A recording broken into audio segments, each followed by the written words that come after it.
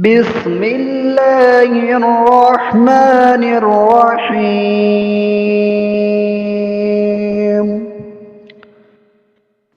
وآمنوا بما أنزلت مصدقا لما معكم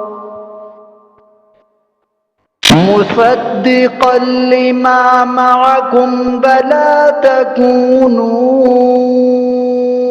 أول كافر به ولا تشتروا بآياتي ثمنا قليلا وإياي فاتقون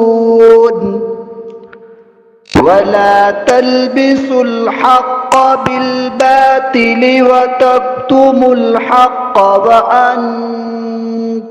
تعلمون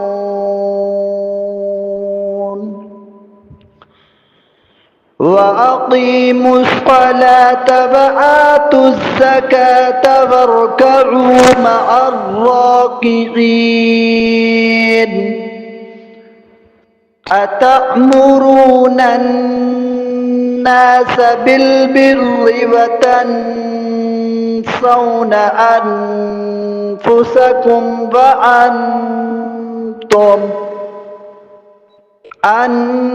أنفسكم وأنتم